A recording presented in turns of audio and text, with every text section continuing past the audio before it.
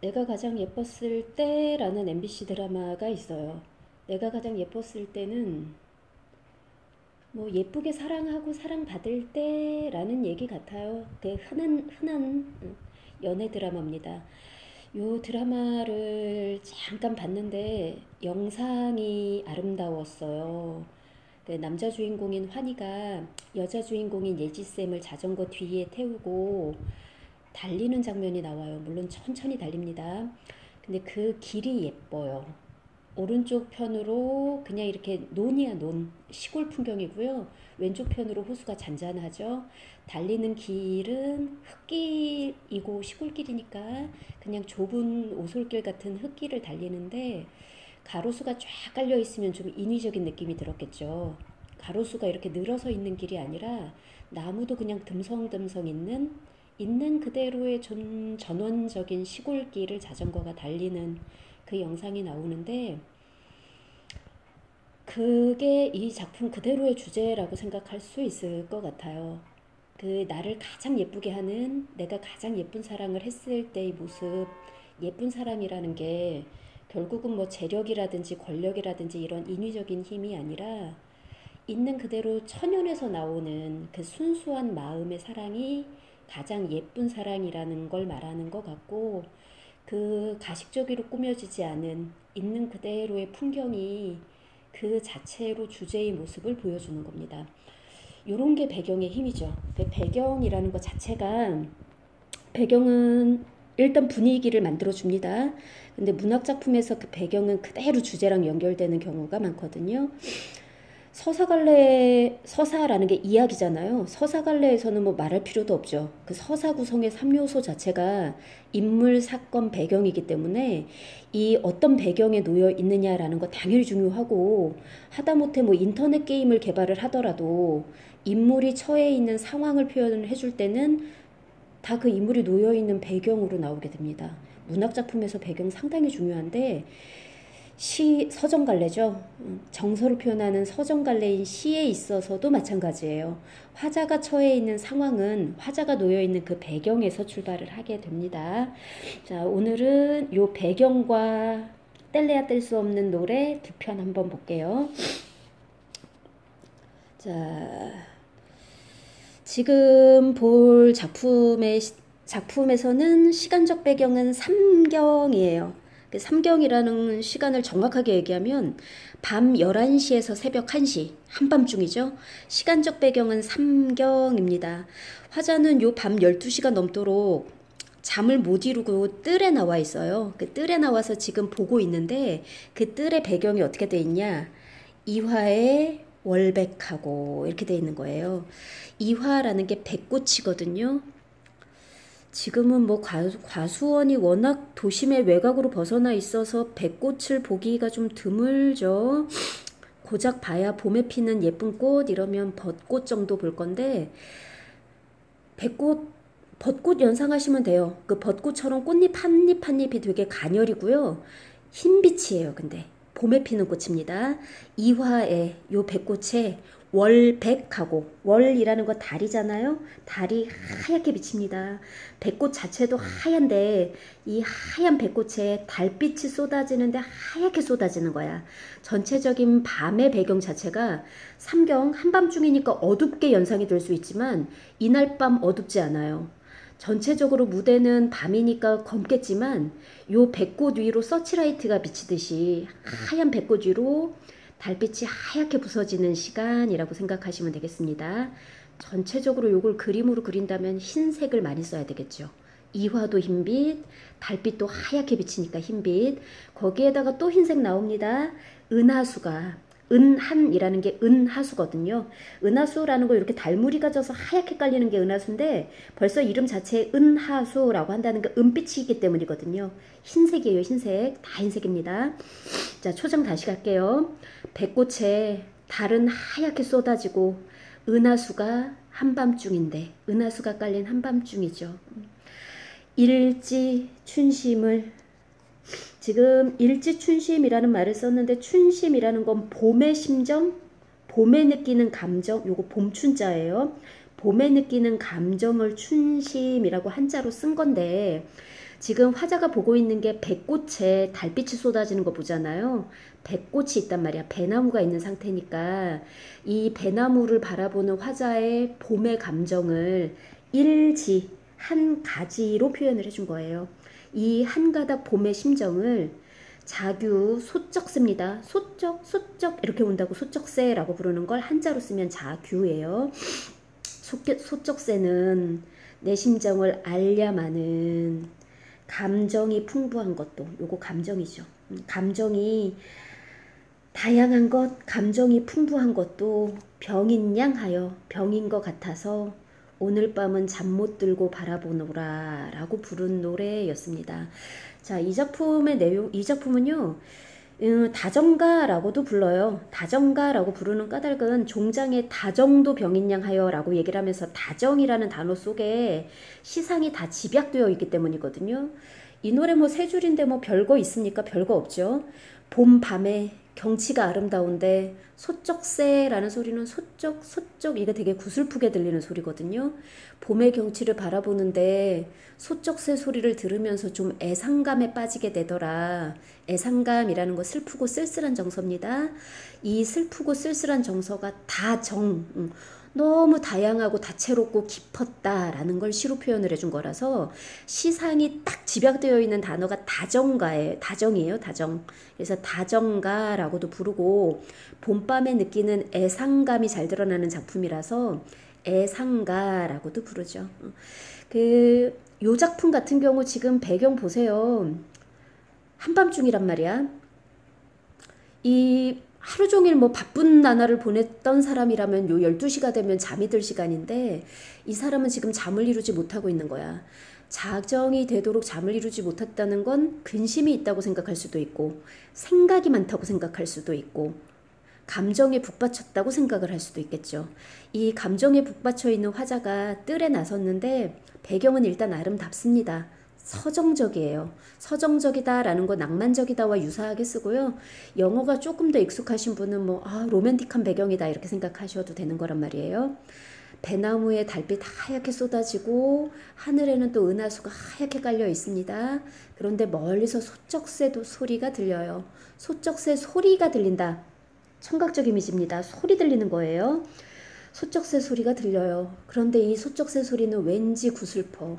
그래서 이 봄 밤에 잠을 이루지 못하고 나와 있는 내 마음에는 감정이 그냥 봄의 낭만 하나가 아니라 봄의 낭만과 애수와 애상과 이런 감정에 빠져들어서 잠도 못 들 정도로 감정에 빠져들었었다라는 걸 시로 표현을 해준 작품이죠. 자, 이 작품 봄밤의 감정이라는 거 추상적이거든요. 감정이 어디 눈에 보입니까? 손으로 만질 수 있습니까? 그렇지 않거든요. 추상적인 정서인 거죠. 근데 이런 추상적인 정서를 감각적으로 표현을 해준 거잖아요. 이화의 월백하고 라는 시각적 이미지, 소쩍새는 과연 알고 있었을까? 라는 소쩍새 소리라는 청각적 이미지, 요런 봄밤에 느끼는 감정이라는 추상적 정서를 시각, 청각, 요런 감각을 통해서 형상화하고 있다라는 작품이었고요. 이화의 월백하고라는 배경이 이 작품의 분위기도 조성을 하지만 봄밤의 애상감이라는 주제와 그대로 연결된다라고 생각하시면 되겠습니다.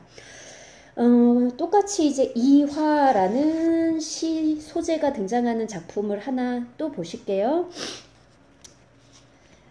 지금은 우리가 진짜 백꽃을 보기가 어려운데 이게 조선시대만 해도 농경사회고 우리가 먹고 있는 과일들은 다 꽃이 지고 난 뒤에 열매가 맺는 거거든요. 이 과실수들은 기본적으로 다 꽃이 있어요. 옛날에는 기본적으로 이런 과실수들을 일상적으로도 볼 수 있는 소재였는데 지금은 보지 못해서 조금 안타깝죠. 자, 이 작품 역시 시조입니다. 3장 형식으로 되어 있는 건 이제 기본적으로 보일 거고 시조 6구로 되어 있는 거는 안 읽고 계시죠? 6구입니다. 이화우 흩뿌릴 때 이화라는 거 아까 봤었던 그대로 백꽃이에요. 이화우라고 표현을 한 건 지금 백꽃이 비처럼 막 흩날리고 있는 장면 연상하시면 되는 거죠.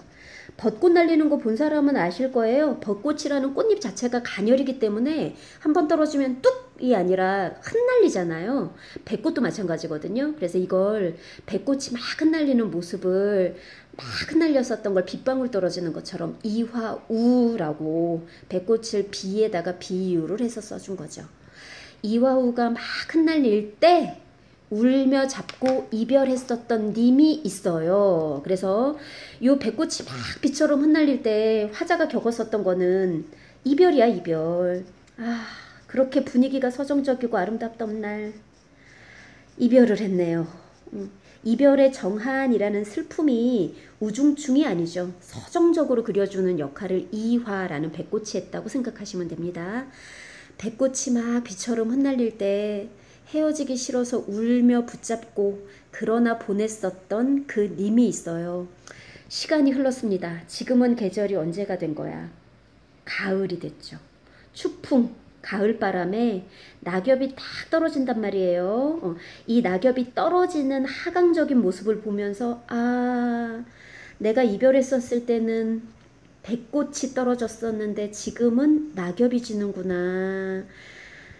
우리 님과 봄에 헤어졌는데 이제 가을이 된 거죠. 이 추풍 낙엽에 가을바람에 낙엽 지는 모습을 보면서 님도 나를 생각은 할까? 요런 구절을 썼다는 건 일단은 뭐야? 나는 님을 생각하고 있다는 얘기가 깔려 있는 거거든요. 님과 이별을 해서 봄에 이별을 해서 이미 가을이 됐으니 뭐 반계절 이상이 지나고 있는 상황이지만 나는 떠난 님을 잊지 못하고 그리워하고 있는 상황이에요. 그래서 우리가 헤어졌을 때 그 뱃꽃이 떨어지던 그런 하강적인 소재를 보면 여전히 나는 님이 그립지만 님은 나를 생각하고 있을까? 님의 마음은 알 수가 없는 거죠. 그래서 님과 나 사이에는 일단 이별하고 있기 때문에 몸도 떨어져 있고 그런데 님의 마음을 내가 확신할 수 없기 때문에 그 마음도 멀어진 거거든요. 그 물리적으로도 마음적으로도 심적으로도 멀어진 그 거리감을 천리로 표현을 해주고 있는 거예요. 심리가 한 4km 정도 되니까 천리라는 거리 상당히 먼 거리고요. 어느 정도 먼 거리인지는 애국가 생각하시면 됩니다. 애국가에 보시면 무궁화 삼천리라고 해서 한반도의 수직거리를 삼천리 정도로 표현하고 있으니까 천리라 그러면 뭐 상당히 먼 거리죠. 수원에서 부산 정도의 거리 가깝게 되지 않을까? 이 천리에 그래서 님과 나 사이의 거리감을 좀 과장된 표현으로 썼다고도 생각할 수 있어요. 딱 숫자로 셌을 때 천이라는 게 아니라 그만큼 우리는 멀어졌어 라는 걸 천이라는 숫자로 표현을 해준 거죠. 이 천리의 외로운 꿈만 오락가락하고 있다라고 해서 외로운 꿈이라는 거 뭡니까? 외로운 내 마음이거든요. 이런 외로운 나의 마음을 표현해준 작품이었습니다. 시간적 배경 현재는 추풍 낙엽이 떨어지는 가을이라고 생각하시면 되고 화자는 회상적인 정서를 좀 가지고 있습니다. 배꽃이 떨어질 때 울며 잡고 이별했었던 님에 대한 그리움을 표현을 해주고 있는 작품이었어요. 앞에서 본 작품과 달리 이 작품은 청각적인 심상은 전혀 없죠. 소리를 낼 수 있는 소재가 사용된 건 없습니다. 오로지 시각이죠. 배꽃이 흩날리는 이별할 때의 장면, 지금 님을 그리워하고 있는 이 순간은 가을바람에 노랗게 빨갛게 물든 단풍이 떨어지는 장면, 이런 장면이 드러나는 주로 시각이 사용이 된 거고요. 님에 대한 그리움이라는 거 역시 추상적인 정서입니다. 이런 추상적인 정서 뭐 어떻게 보여줘? 보여줄 길이 없죠. 그러니까 추풍 낙엽이라는 하강적 이미지를 가지고 있는 시각적 감각적인 이미지를 통해서 형상화해주고 있는 작품이었고 문학은 기본적으로 그래요. 시는 서정갈래고 서정갈래라는 건 정서를 표현해주는 갈래인데 내가 가지고 있는 정서를 상대방에게 공감을 얻게 해주려면 일단 보여줄 수 있는 소재를 찾아야 돼서 보여줄 수 있는 소재를 가급적 잘 찾습니다. 근데 이때 내가 좀 분위기를 서정적으로 그려주고 싶다. 서정적이라는 건 낭만적이라는 얘기예요. 서정적으로 그려주고 싶다라고 하면 서정적인 배경을 깔아줘야지 되는 거거든요. 배경 자체가 분위기를 형성하고 시에서는 그 분위기가 그대로 정서랑 연결되는 거기 때문에 배경은 주제를 암시하는 역할도 한다라는 건 뭐 그냥 기본 바탕으로 알아두시면 되겠습니다. 자, 두 편의 시조 보셨고 역시 시조입니다. 사음보로 되어 있고요. 종장의 첫 마디 세 글자, 천리에였습니다. 외로운 꿈만 다섯 글자. 그래서 종장은 3543, 3544로 시조에서 형식적 제약의 가장 엄격한 부분은 종장이라고 생각해 두시면 되는 작품이었어요. 이화라는 단어를 조금 기억해 두세요. 고전 시가에 꽃들이 곧잘 등장하는데 꽃 등장하는 걸로는 뭐 사군자에 해당하는 매화, 국화 이런 거는 지조와 절개를 나타낼 수 있는 소재로 곧잘 등장을 하고 좀 서정적인 분위기를 표현을 하고 싶을 때는 요 이화가 곧잘 등장을 합니다. 서정적일 수밖에 없어요. 꽃잎이 얇아요. 그래서 가녀리고 또 꽃이 아름답기 때문에 서정적이고 낭만적인 분위기를 만들어줄 때 이런 이화가 곧잘 등장을 하고 이 이화보다 조금 더 예쁘다라고 인식됐었던 꽃이 복숭아꽃이에요. 그 복숭아꽃은 벚꽃하고 역시 비슷한데 벚꽃보다 더 아름다울 겁니다. 아마 분홍빛이 돌고 꽃잎이 벚꽃보다 조금 더 풍성하다 그래야 되나? 아무튼 복숭아꽃 아름다워요. 이 복숭아꽃을 한자로 쓰면 도화죠. 그래서 이 복숭아꽃 도화가 이상세계를 나타내는 표현으로 도화를 많이 씁니다. 그래서 도화가 핀 골짜기 뭐 이러면 무릉도원이에요. 그 동양에서 말하는 이상적인 공간으로 무릉도원, 신선의 세계라는 표현이랑 같이 쓰는데 무릉도원이라고 할 때 그 도원이 복숭아꽃밭이거든요. 그래서 이상적인 곳, 가장 아름다운 곳, 영어로 파라다이스 뭐 이런 곳에 해당하는 거 얘기할 때 도화 핀 곳 이런 표현으로 쓰니까 이화라는 소재가 나오면 아 낭만적이고 서정적이다겠구나 라고 까시고 도화가 등장했다 이러면 신선의 세계처럼 아주 이상적인 공간을 얘기를 하려나 보다 라고 생각하시고 소나무, 대나무 이런 상록수들이라든지 매화, 국화 같은 요 약간의 시련이 있는 곳 속에서도 꼿꼿하게 피어있는 꽃들이 나오면 지조와 절개를 얘기하겠구나라는 건 배경 지식 정도로 깔고 계셔도 좋겠습니다. 오늘 이화라는 소재가 등장하는 시 보셨고요. 이화는 살짝 봐주셔도 좋을 꽃입니다. 여기까지 보실게요.